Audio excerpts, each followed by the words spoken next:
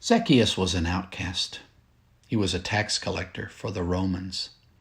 The Jews in his day deeply resented the Romans who had invaded and taken control of their country.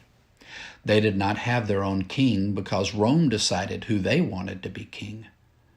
They didn't let them choose their own high priest. The Romans picked who was high priest. Their armies were there to keep everyone in line, and they imposed heavy taxes on them so that Rome took a huge part of what they all worked for.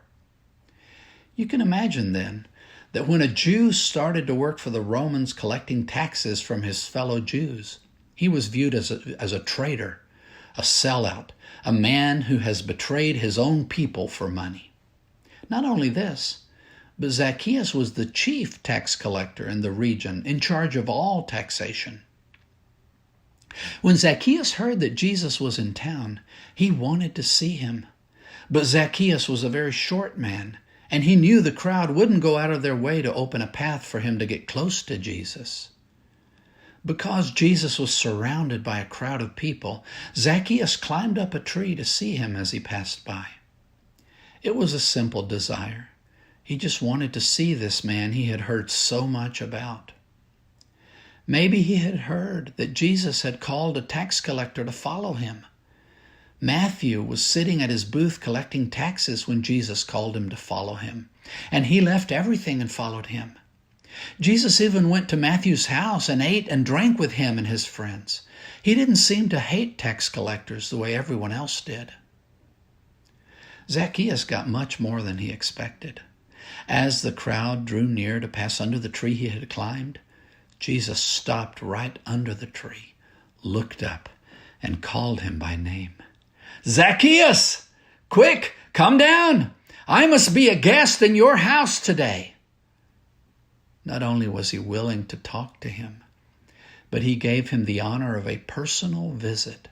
Publicly, in front of everyone, Jesus treated him with dignity and kindness. Zacchaeus was changed forever by the encounter. He scrambled down from the tree and was overjoyed as he brought Jesus to his house. He realized this was what he wanted.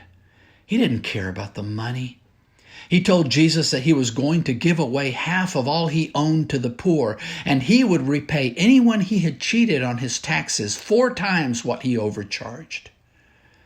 Jesus had accomplished what he had set out to do. He said, "Salvation has come to this home today, for this man has shown himself to be a true son of Abraham. For the Son of Man came to seek and save those who are lost." Maybe you are like Zacchaeus, looking for ways to make money, to get ahead, to make it big in the world. Maybe you realize, just as he did, that we were created by God for purposes higher and nobler than just accumulating wealth. Jesus doesn't care if you've made mistakes and mistreated others.